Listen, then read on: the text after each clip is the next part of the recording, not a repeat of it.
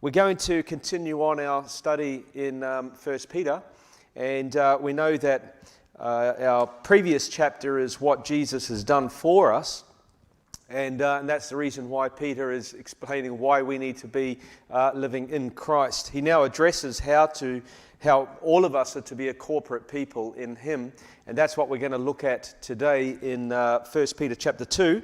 And we're going to look at, I'm going to read the verses first. We're just going to go from verses 4 down to 10, and then we're going to have a discussion about that. So I invite all those who have joined us on Zoom to participate, and to have a good interactive service will be great. So let's look at verse 4. It says, well, maybe I'll just back it up to chapter 2. We'll just go right from the start. Now this is the word which by the gospel was preached to you. Therefore, as a conclusion of chapter 1, let's look at chapter 2 now. Laying aside all malice, all deceit, hypocrisy, envy, and all evil speaking. As newborn babes, desire the pure milk of the word. And I'm just looking at the newborn babe here that Lydia was just feeding her baby. That you may grow thereby, if indeed you have tasted that the Lord is gracious, coming to Him as to a living stone, rejected indeed by men, but chosen by God and precious. You also, as living stones, are being built up a spiritual house, a holy priesthood, to offer up spiritual sacrifices acceptable to God through Jesus Christ. Therefore, it is also contained in the Scripture, behold, I lay in Zion a chief cornerstone, elect, precious, and he who believes on him will by no means be put to shame. Therefore, to you who believe, he is precious, but to those who are disobedient, the stone which the builders rejected has become the chief cornerstone, and a stone of stumbling and a rock of offense.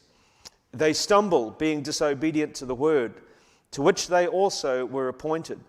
But you are a chosen generation, a royal priesthood, a holy nation, His own special people, that you may proclaim the praises of Him who called you out of darkness into His marvelous light, who once were not a people, but are now the people of God, who had not obtained mercy, but now have obtained mercy.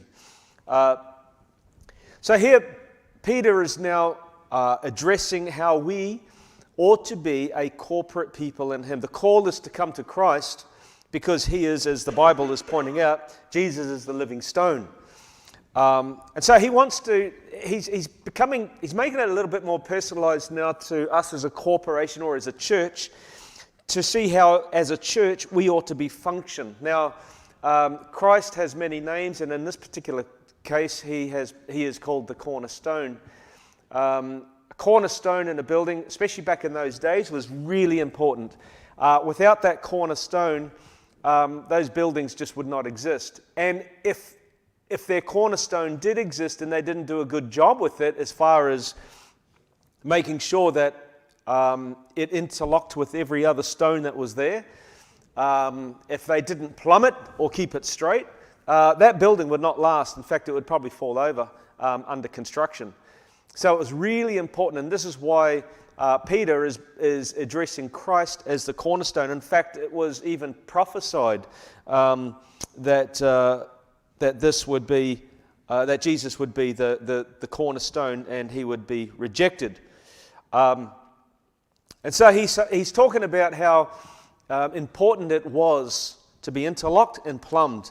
And what he's really saying is that we as a church need to be interlocked and plumbed with a purpose.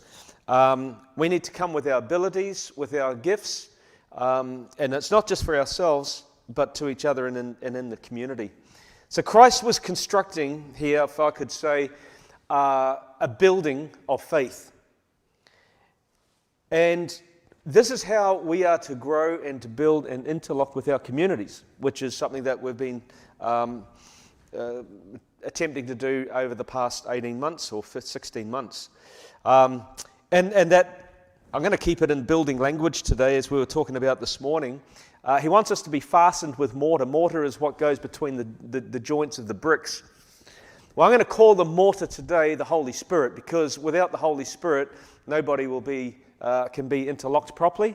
Nobody can be fastened. Nobody can have the ability to work with their communities as a corporate church without the aid of the Holy Spirit. We were looking at that in our lesson study this morning, and we're going to look at that in our service today.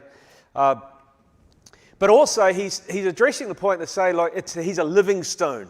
A living stone is something that is warm, something that is active. The opposite of that is cold stones. And so he's basically saying, as a church, as a corporate church, we are not to become cold stones, because if you go cold, then you're going to begin the process of decay, and you'll just break down. So he's saying really that we are to be living, we are to be movable. As a Seventh-day Adventist church, we are a movement, as we've been known to be called, or called to be known as. And this is how the church ought to be. So our identity is not in the building, and with this coronavirus, over the last few months, we've certainly seen how, and if we ever thought that the building is the church, I'd say we think differently now, because the building is not the church. You are the church. We are the church. And so our identity is not so much in the building here. Our identity should be and ought to be found in the relationships with our community. And so that's just a general summary of what these verses are stating. So I'm going to now just take a seat over here. I've got some questions prepared for the panel. And please, once again, feel free to just interact with us in this discussion this morning. So, given what Peter is just bringing out in these verses that we were just looking at, if you had to build your own house, okay, we're talking about construction this morning, what materials would you use, and what would you hope it looked like? Or what would you want it to look like if you were going to build your own house? Now, I know that Claire, Jason, you guys have been renovating your home. Obviously, you had in your mind a picture of what your home will look like. Okay, so what have you done in order to try and achieve that? And I know, Claire, that you've gone through some effort of making sure, like, say, for example, the bench top. How has that happened? How has this bench top come to be? Okay. You don't have to tell me what it's like. It's sort of still in construction. Okay. Again, it came out of the desire to have... I like the idea of living in a tree. Sorry, that's really, if you bail it down, that is what it is. I would love to live in a tree, and so I love wood. I love things to look natural and growing, and so I wanted a bench top that had a natural tree edge. So it's the actual edge of the tree. So when I've said to you in the past you're off your tree, there was merit in that, wasn't there? Yeah, maybe. But yeah, so I guess it's a bit of a reflection of wanting to live in a natural environment. So I'm trying to bring it inside the house. Okay, all right. So how's that looking at the moment? So is your house looking like a tree? No, but Jason might like to add a comment to that. No, it's looking very natural in some places. We're getting there. We're getting there. But like the thing is, so they had to take the walls out. Yep. But they had to put a really strong beam in there and strengthen the house properly, because with the walls they pulled out, the house would have actually fallen down. Yeah. And your house was pretty boxy. I remember when I went there the first time, and it doesn't matter whose house you go into, you're always going to have first impressions. So my first impression was that your house was quite boxy looking. Even you guys have come to a point where you said, you know what, we don't want that boxy look anymore, we want to make it open plan living. So yeah, you've had to remove some walls, you've had to put in a beam, you've created now and I've had a part in reconstructing your home too, like renovating your laundry, and you've had your bathroom renovated and all that. But you had a vision of what you wanted that laundry to look like, or what that bathroom, how you wanted it to look like. I noticed you had some drawings and you had some pen marks and whatnot. So what does it look like how you envisioned it now? Yeah, it's getting there now. Yeah, okay. So coming back more to the question here to this passage that we're looking at, what if you could rebuild your church? What if you could rebuild your church or the people? What would it look like here if you had an opportunity to rebuild your church here in Windsor? How would it be different to the way it is now? You know, maybe that's, you know, like in a constructive way. What would it look like? Well, sorry, Jason. It's all right.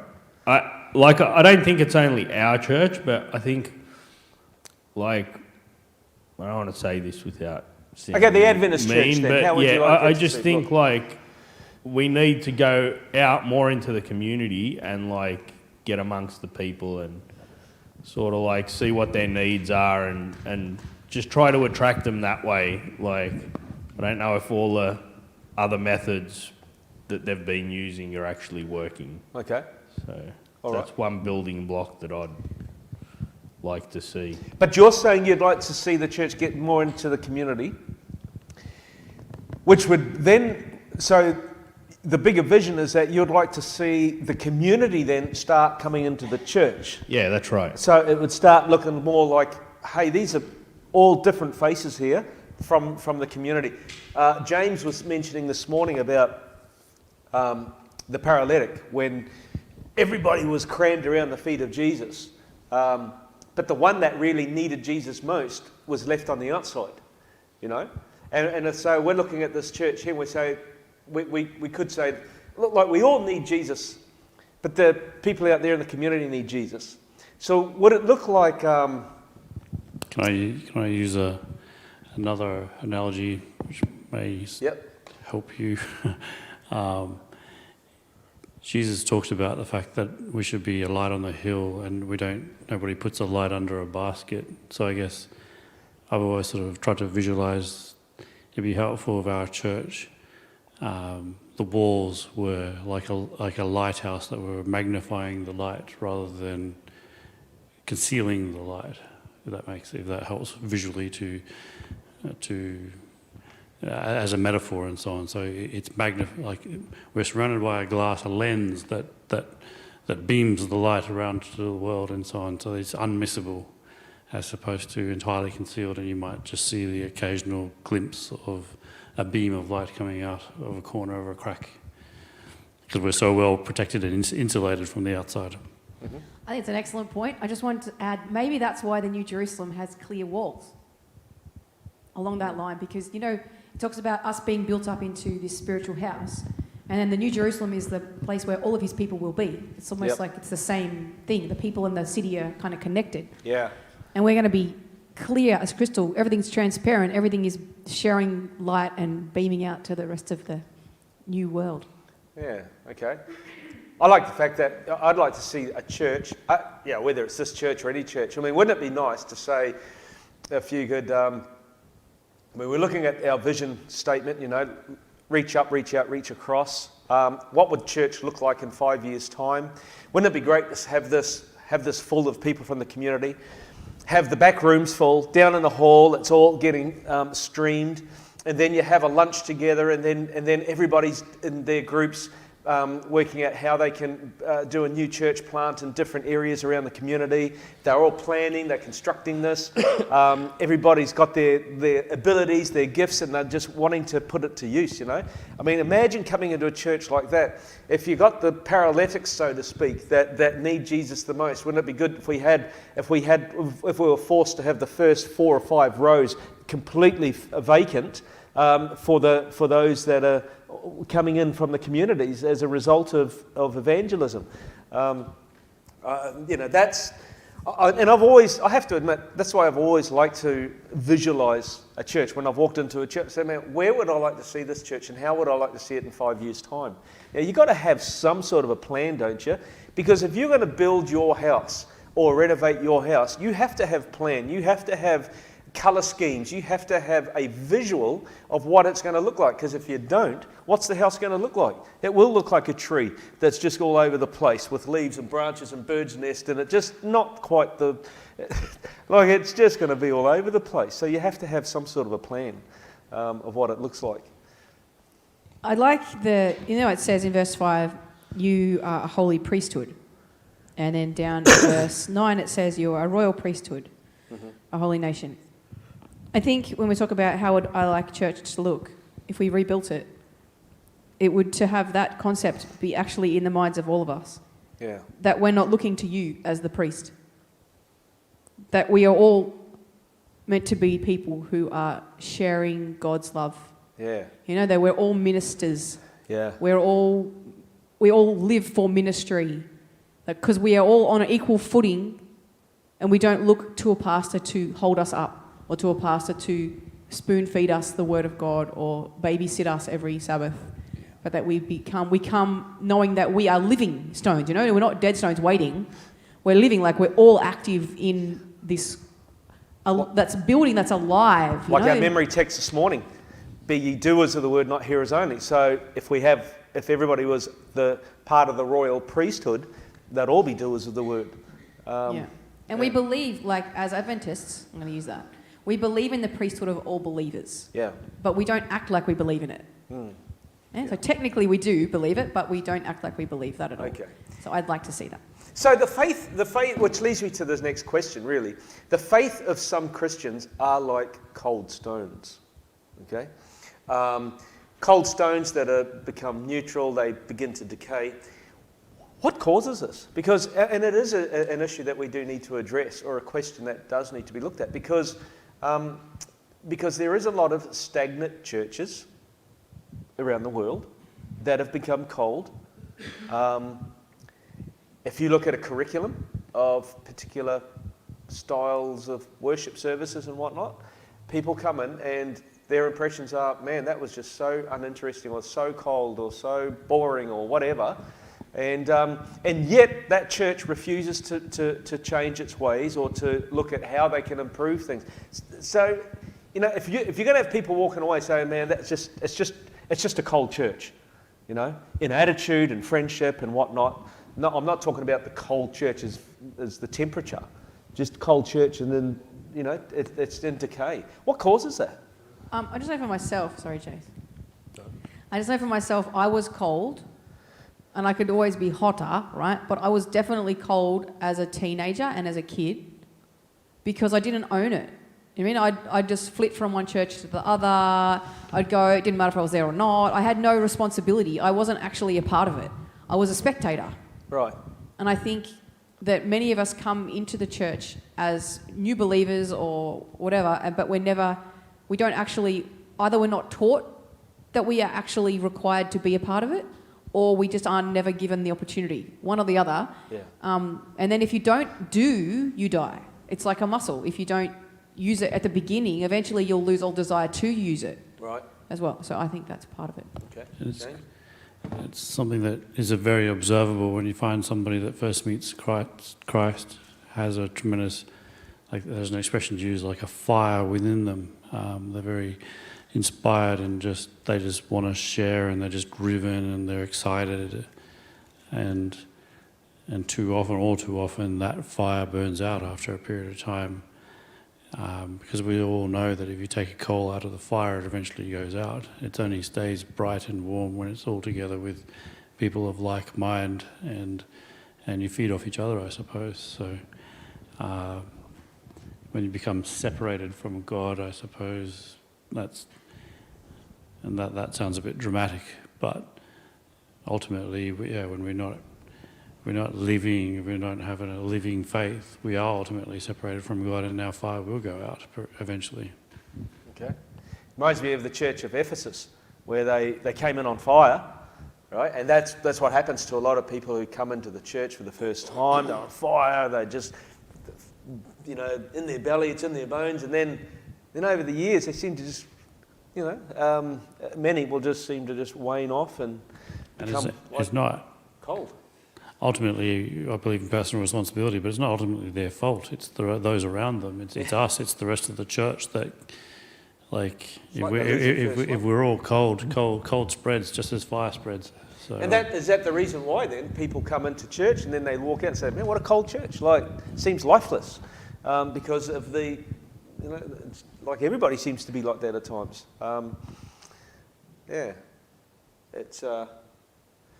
It's something that I think needs to be looked at or prayed about or whatever, because we do see,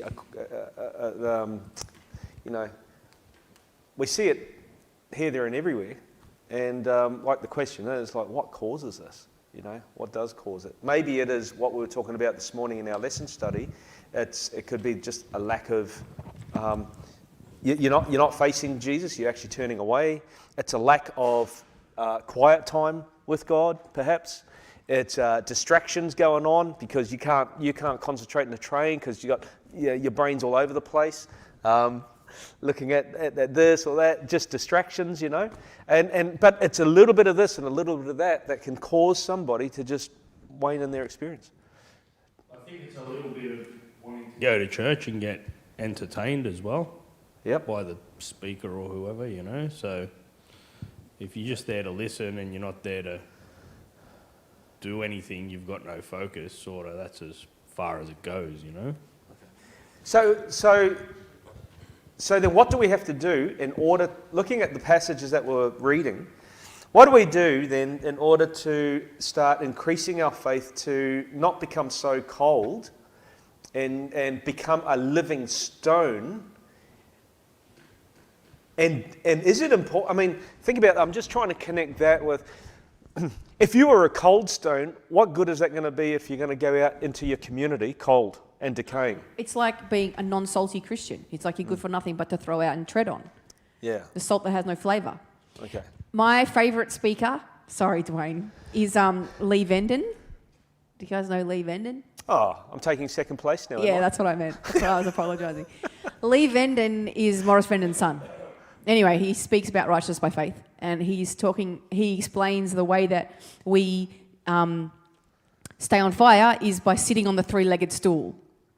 The three-legged stool is having a fire relationship with Jesus, and we have that by the three legs, which is Bible study for the purpose of knowing Jesus, prayer, and sharing. And that comes in what we just said, right? So you were talking about making sure you stay connected with Jesus. I was talking about getting out and doing something, so that's the sharing part, and then prayer. And we know that those three things are so obvious, we kind of forget them. Oh, yeah, I know that. But that's actually the entirety of it. If you want to have a burning fire in your heart, they're the three things to sit on. I think just to sort of create some framework around that, I think too often as church members, and I think part of the reason why we do grow cold is that we feel that we come to church to get warm, to get that heat again, and then you go back and the fire quickly burns out. Just imagine how it would be different though if you were hot during the week and you came together with other hot people. That's when sparks fly. That's when the Holy Spirit comes and so on. So coming to church on Sabbath shouldn't be to just keep your faith alive. Like that should just be what's driving you into something even more extraordinary in the next week in your own personal walk with God. 1 Peter chapter 2, verse 7, it says, the stone which the builders rejected. Why did people back then reject Jesus? He didn't fit the mould. Didn't fit the mould? Didn't flatter their ego. They had an expectation as to what they were looking for, and he wasn't that. Okay. So, why do then people reject Jesus today? Do you think it's for the same reason? Yeah, because it doesn't flatter their ego still. Like Jesus doesn't offer you fame and riches and fortune, and he offers you the hard yards, the trail of perhaps tears and maybe an untimely death, but it's all for something that's worth it, but it doesn't look on the surface as something that's superficially attractive. Okay. What about those on Zoom? Any reason why you think people rejected Jesus? Or the other question is, why do people reject Jesus today? Jomo? Just unmute yourself, mate. Yep. Yeah, I think it depends what type of Jesus you're looking at, because going back from what we were talking about this morning, there's a type of Jesus that is presented that, he did it all. So, there's nothing left for me to do. And that type of Jesus is very attractive to people in certain churches, where they just sort of, they come to church and that's the end of their experience. But the Jesus that expects you to surrender and to walk with him and to allow him to change you may not be as attractive to a lot of people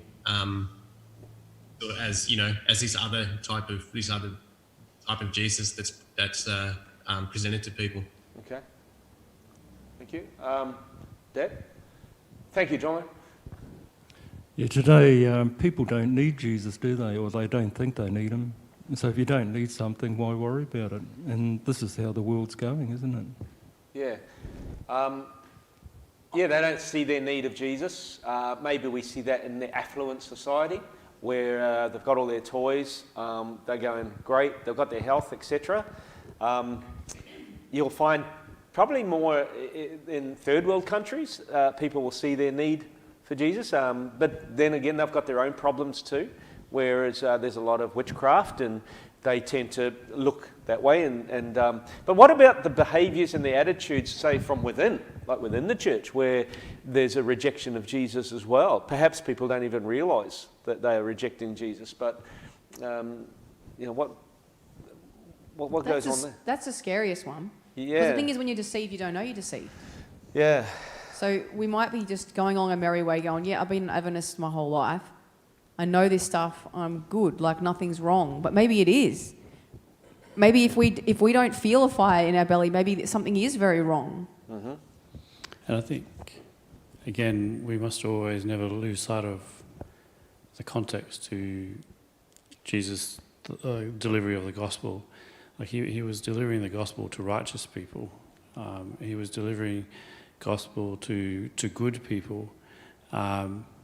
And that was their problem, because they didn't realise that they weren't good, I suppose. So, and there's an inherent risk as people in a church that we believe that we've got a message, we understand the gospel, etc., to have lost sight of our true condition, etc., and to become the people that Jesus was dealing with. And it's only natural, and it's something like they didn't set out to be to reject God. They didn't intentionally do it per se. Like they came from a perspective in their own minds they were doing the right thing, and and just in the same way that we can as well. Like they weren't deliberately sort of going like, the devil's what we want. They're going, we want to be righteous, and this is what righteousness looks like, and you're challenging our concept of what that means, so we reject that. And as I say, as people that have high ideals of being the people of God, etc., it's very easy for us to fall into the same trap and make the same mistakes, but with the most honourable of intentions. Okay. Thank you for those thoughts. Verse 9 says that we are a chosen generation, we are a royal priesthood.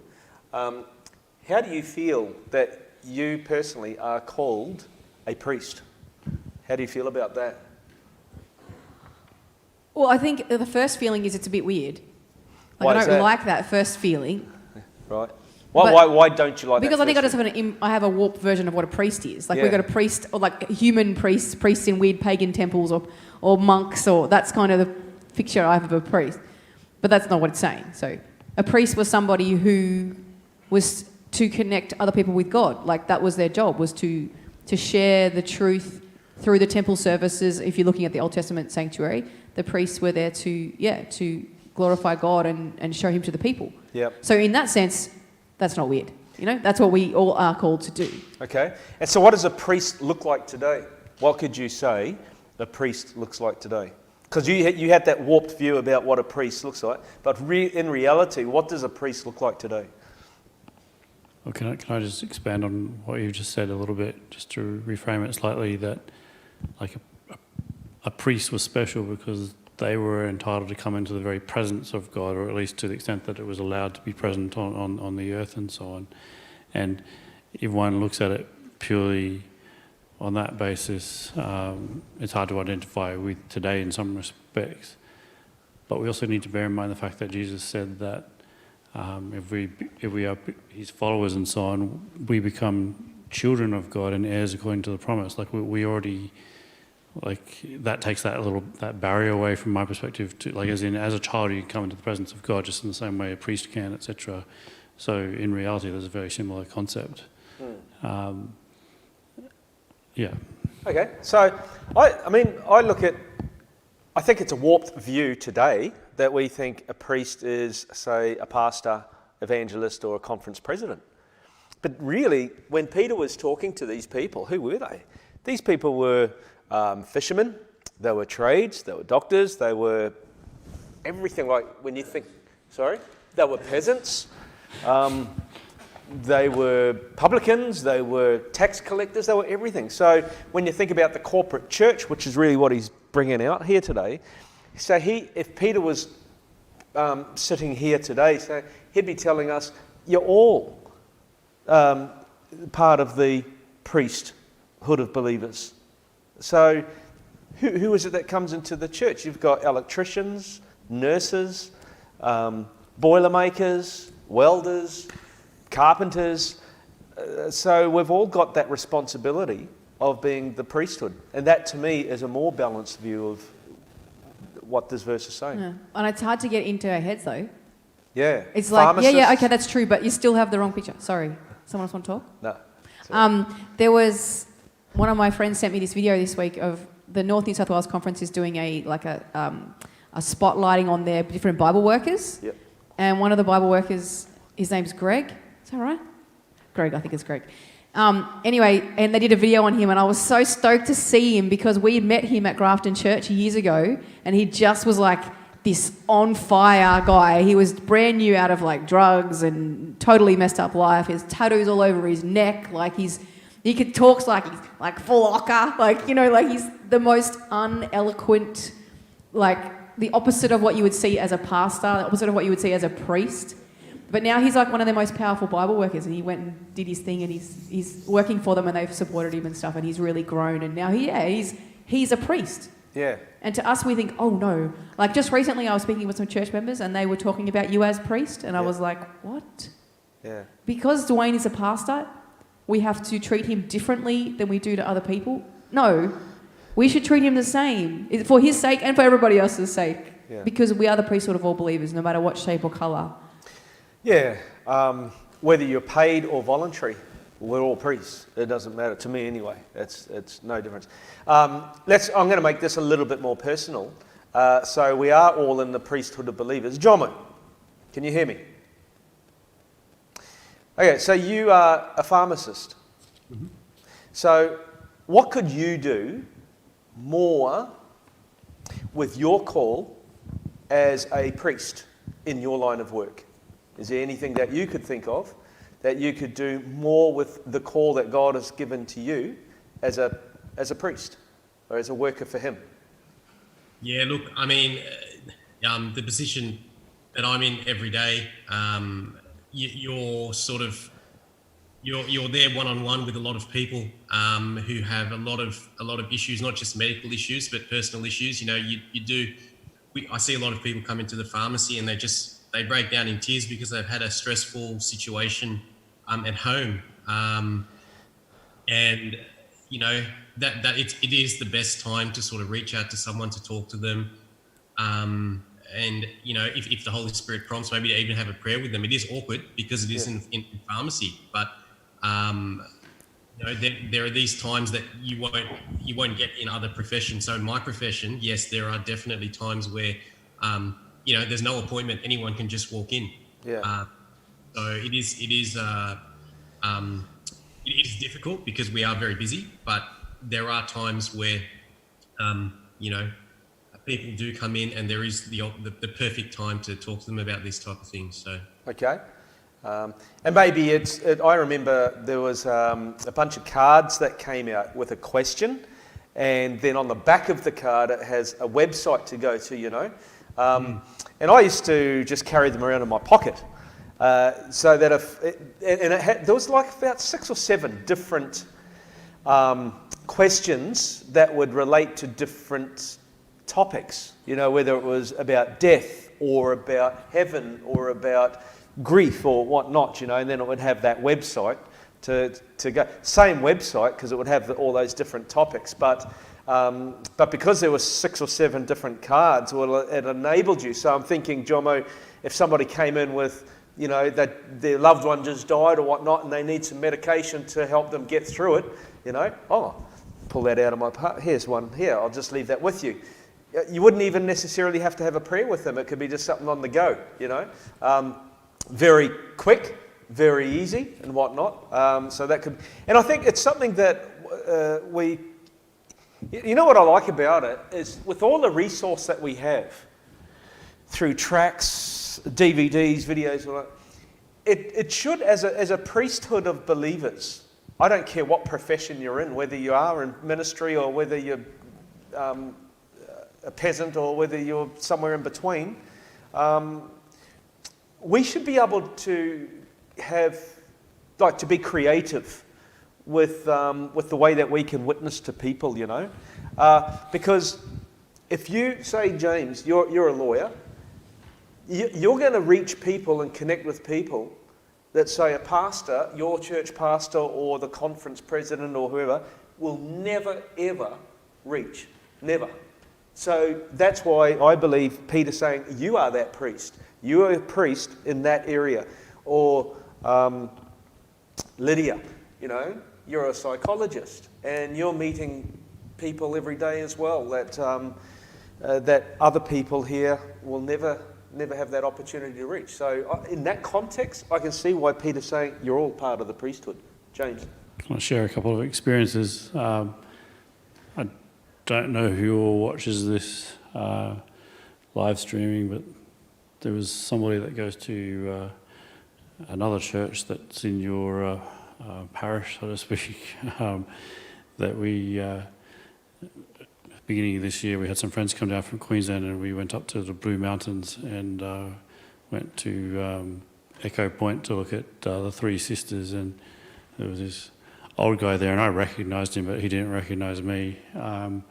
And he had a unique take on witnessing, but like as in from my perspective of looking at him, was going into willing heart. Like he had binoculars and it was sort of saying if you could see something, I can't remember what it was, and then he'd give you his binoculars to see it, and then he'd give you a little book with Bible text in it or something like that. And I pointed out that we didn't need one, and I knew who he was and that we were Adventists as well. But I acknowledge the fact, like, and it's not necessarily the way I would approach it, but like that's what he felt God obviously has called him to do, and like God bless him for having a willing heart to do it. And in relation to what you said earlier about what I can do to be a witness, and I need to be a better one, but I know in times past, definitely, we do these community hub days. It's something that we started thinking about a number of years ago now and started to do, and at that stage I was sort of second level of management in a very large company here in Australia, and when people would find out like what I did on weekends, going out and mowing people's lawns and stuff like this and helping out, all you would do is tell a story about what you did, and you didn't need to go into the spiritual element of it and so on, but it was becoming wide known that this is what I was up to. And like there was one guy who would just publicly say in front of all kinds of people that would sort of show up for, like, you'd be buying a massive business and so on, and he'd sort of say, oh, James is going to change Sydney and stuff like this, and like he was wanting to bring his kids along and stuff like that, and you, like, I went with Lydia to celebrate one of her university colleagues' birthday in a bar, and like, what do you do this weekend? And then I explained, and all of a sudden you were talking about God next, and I guess if we live Christ, like, you don't have to be sort of get out your Bible evangelist and so on. Like, actions speak louder than words in some respects. And yeah, if you're living a life of mission, like, opportunities will come. Okay, thank you. I agree with that. Claire, did you want to make a point, or? Yeah, just one. So if that's what the next quarter's about, making friends for Jesus, I think it's being friends with people, honest, genuine, that people see who you are, and then if we are connected with Jesus, then they will see that, and then they will want something that you have. You can't fake it. So I think it comes down to every morning praying that you will be what you're supposed to be, and then asking for opportunities, for God to put opportunities in our path, because we can't create them either. It's His thing. Yeah. And that, I'm just going to wrap it up now, because it's just what that last point you just made. I was going to ask the question, how can Christ be more of a foundation in our church? You know, how can we make Christ more the cornerstone, I should say, in our church? Is there, just some final thoughts? Any ways that we can improve the question? But it isn't, in a way, the question itself is the answer. Like, if we're constantly asking that question, rather than going, this is just what we do, like this church meet equals this. Whereas if we were constantly asking, how can we make this more about Jesus every day, I feel that probably is the answer. Okay. In a sort of intangible way. But, Yep. I think my thoughts on it is just, over and over, Peter really is, even though he's addressing everybody, but he's kind of like addressing everybody individually as well. Like, it's an individual call. It's an individual appeal. And when you really think about it, I think that if every individual in a church made it their priority to make time for Jesus, and every individual began to make those changes in their personal lives, then as every individual comes to church on the Sabbath, they're bringing more of the cornerstone with them, so to speak, And that's what's going to start building that church, is because now they've made Christ the cornerstone of their life. They're going to build on from that. And if everybody did that, I believe, would be the change that would be that is necessary for a church to become the royal priesthood of believers for everybody.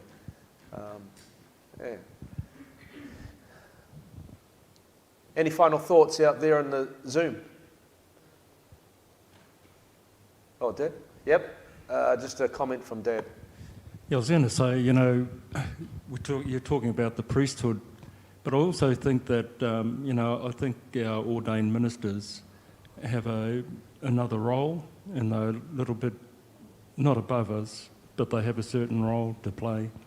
And I remember quite a few years ago, Austin Cook was here, and they were talking down the back here, and this conversation got a little bit jovial, and they were starting to laugh.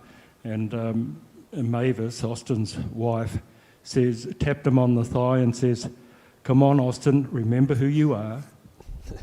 Because she didn't expect, he shouldn't have been getting a bit carried away like the others were. And I've always remembered that, and I've thought about it, and I think the God's ordained men, should be treated that way too. And we can be the royal priesthood. That's everybody else.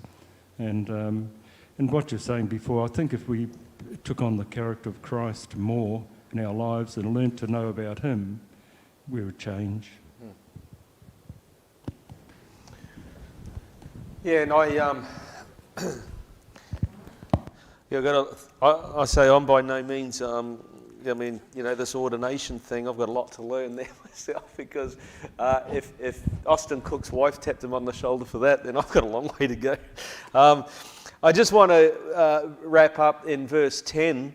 Actually he says, who once were not a people, but are now the people of God. And that's something I just want to encourage all of us today. As I say, maybe we weren't there in the past, but we are now. It's an opportunity to become the people of God.